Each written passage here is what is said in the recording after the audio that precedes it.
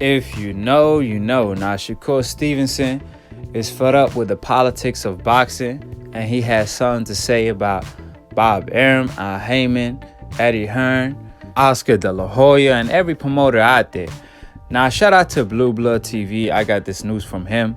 He's always on time with his work, and he just be putting great work overall on his channel. So shout out to Blue Blood. Subscribe to his channel and show love.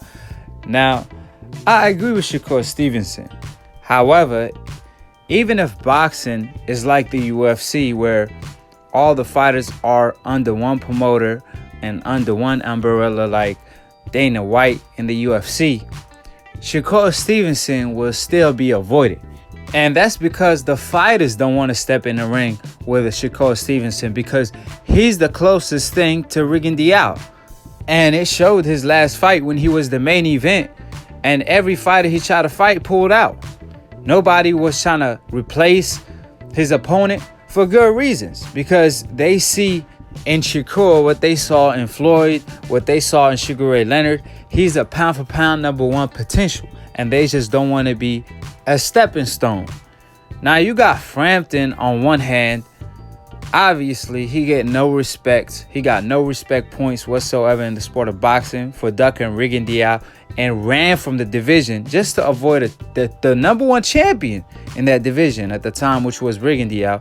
Just like Santa Cruz, just like Morez, just like Donaire. All these fighters end up fighting each other instead of fighting Rigondeaux, and they ran from a division to avoid Rigondeaux. So what makes you think a Frampton will want to step in with a Shakur Stevenson, the closest thing to Rigondeaux? A prime Shakur Stevenson. Yes, he's still green, but even Shakur Stevenson at his worst will always beat Frampton at his best. That's why when Andre Ward was in the media meeting with Frampton and they asked Frampton, would you fight Shakur? He tried to spin it around by saying, well, I favor Oscar to beat Shakur Stevenson because Shakur's still green. So why are you afraid to fight a fighter that's unexperienced? That's your only opportunity of beating him. So you can't even beat a fighter that's unexperienced? That tells you what kind of level you on. So Frampton not wanting to fight Shakur Stevenson just because he's unexperienced. Meanwhile, when he was coming up and he was experienced, he didn't want to fight Rigondeaux because he wasn't ready.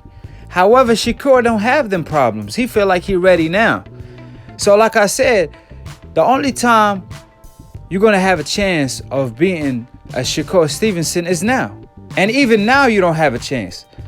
And your action tells it all. So, but at the end of the day, we all know Frampton is one of the fighters that earned the trophy. Just like there's a trophy for Fighter of the Year, there's also a trophy for Ducker of the Year, which it went to Frampton. Frampton had it for 1 year. Then Cruz took the throne away from him and had it 2 years back to back when they were running from Rigondeaux. Now they running from a grandpa version of Rigondeaux and a green version of Shakur Stevenson. You got Oscar moving up in weight, not wanting to fight Shakur Stevenson because he don't want to get exposed, claiming he can't make the weight. However, he stated, I'm willing to unify versus Frampton at 126. So how can you make the weight from Frampton, but you can't make the weight for Shakur Stevenson? Sound like another duck to me. So at the end of the day, we all know what time it is. Shakur Stevenson, he put fear in these fighters. He put fear in these grown men. And he's just only a fighter that's 20 years old. Now imagine when he's complete. That's just him when he's most vulnerable on the come up. And he's on a fast track and everybody's already avoiding him. He turned into the version of Errol Spence when he was on the come up. So I understand the frustration that Shakur Stevenson is going through right now. That's why I got to give him even more credit for calling out a Lomachenko before Lomachenko got exposed versus Luke Campbell. He was calling out Lomachenko saying he ready right now. He was calling out everyone, really, Gervonta Tank Davis and all the big names. So you got to give Shakur Stevenson a lot of credit And he gets a lot of respect points because at the end of the day, he's calling out everyone while being the most feared, while being on the fast track. And he's super young. In the sport of boxing, you see a lot of analysts give fighters like Lomachenko a lot of credit for being on the fast track. But they supposed to, because they have a lot of experience in the amateurs and they are getting older because they turning pro while they're 26, 27. That's your prime. So you're supposed to be on the fast track. And I even remember the time when Rigondeaux told Bob Arum he wanted to fight for a title shot, his first pro fight. So when you're a fighter that's 26, 27, had 2 gold medals, so much experience in the amateurs, obviously you're supposed to be on a fast track. But I give more credit to a fighter that's only 20 years old, like Shakur Stevenson, like Floyd Money Mayweather, and they already pursuing a title shot, calling out everyone. I remember Floyd Mayweather, it took him 1.5 years to become a champion, beating the lineal champion at 130 at the time. That's the same thing Shakur Stevenson is doing today. And that's why, in my opinion, Shakur Stevenson is the closest thing to a Floyd Mayweather, is the closest thing to Errol Spence on the come up, is the closest thing to a Crawford and an Andre Ward. And there's so much potential that Shakur has going on, so he can't let all the boxing politics get to him. At the end of the day, he gonna get the fights he wants, regardless if boxing is ran by one person. He will still be avoided because at the end of the day, it's the fighters that don't want to fight him. So we all know Haymon is running the boxing game right now because he has most of the fighters. He's the one that's getting the highest ratings on his platform, the PBC, Fox, and Showtime. However, regardless of the fact, you see Errol Spence, when he was signed with Haymon, still avoided at the time. So it's up to the fighters at the end of the day. So a promoter or a manager can't put a gun on his head and force him to sign the contract. But at the same time, if all the fighters are under the same manager or promoter, under the same umbrella, it will actually help. So I understand where Shakur Stevenson is coming from, but boxing is too much politics. That's why, Haymon and the PBC want to get rid of the WBO, is because it's ran by Bob Arum. All his fighters are the #1 mandatories for that belt because organization in a way. And that's why you got Eddie Hearn on another hand. When Deontay Wilder accepted the offer that AJ sent for $15 million to fight him in the UK, he was taking a low blow. As soon as he signed the contract, Eddie had the WBO order a fight between a drug cheat, Povetkin, and AJ.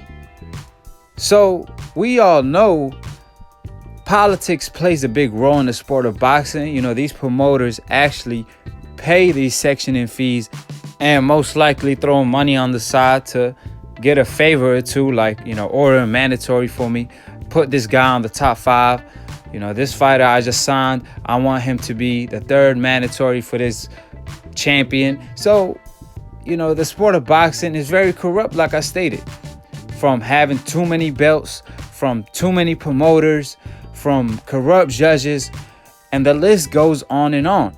And I didn't even mention steroids because that's another topic, because we have fighters that go in the ring while being dirty. Like Eddie Hearn fighter Dillian White, where he got tested positive for PEDs and still was approved to fight without notifying his opponent. On another hand, you got a lot of championship fighters where they don't even get VADA testing. So at the end of the day, boxing is very corrupted. And I understand where Shakur coming from because he want all the smoke. So he don't want no excuse as far as, he's on the other side of the street. But it's actually true, That's the problems we dealing with in the sport of boxing. It's too many promoters, too many networks, and the list goes on and on and on. Now, what Shakur had to say was, all that other side of the street shit in boxing is so trash. It takes away from the sport. I'm a boxer and I'm a boxing fan. I enjoy seeing and being in the best fighting the best. So Bob and Al and even Eddie and Oscar need to have a big ass meeting and make boxing great again. So like I said, I agree with what Shakur is saying. He's all for the smoke. He want all the smoke. He don't want no excuses whatsoever. But like I said time and time again, it's more deep than that. You know, a lot of promoters have egos, and more importantly, they have a plan, and they're trying to secure a bag. You know, you got Bob ruining a fight that was already made between Wilder and Tyson Fury for the rematch. You know, he came in between that fight and ruined that fight. Now he claimed he wanted to make Terrence versus Spence, and he just ruined Tyson Fury versus Wilder. And then afterwards he claimed, man, look, you know, upsets happen all the time. I want the big fights to happen now. And I'm just over here like, if that's the case, why you stop Tyson Fury versus Wilder rematch from happening? To fight two bums. You took Tyson Fury to fight literally two bums that's not even ranked on the top 50. And you talking about you want to build the fight? The only person that's building that fight is Wilder, because he fighting the top competition and he risking his O.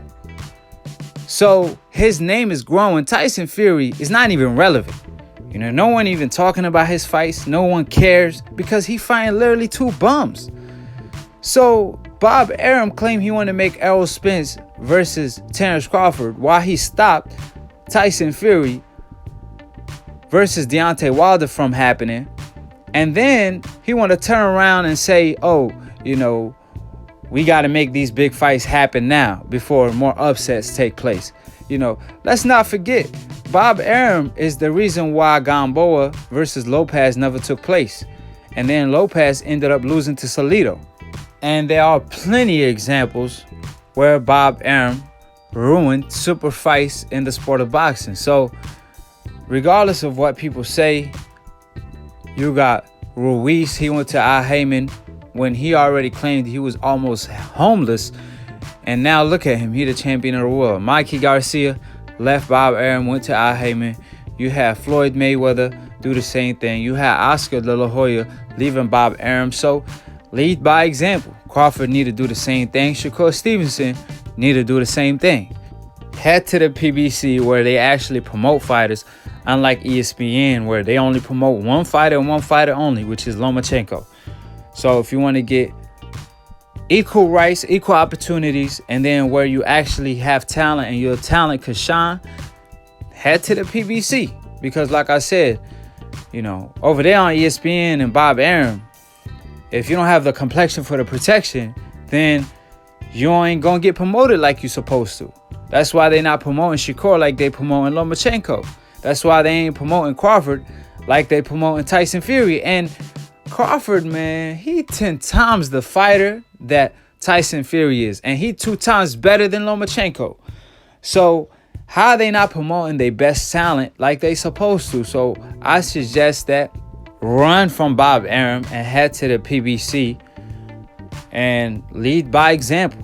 You know, obviously, Floyd, Mikey, Ruiz, this ain't all a coincidence. They left Bob for a reason. So, like I always say, subscribe below if you're trying to get smart about the minute. If you're trying to get dumb about a second, don't listen to these casual fans. Follow Lantoon Boxing for the funniest boxing memes. Follow me at Aki TV and subscribe to my channel below. And click on the notification bell to get notified every time we go live. All the links will be in the description box below. And to be continued on the next episode of Aki TV. Peace, and we out.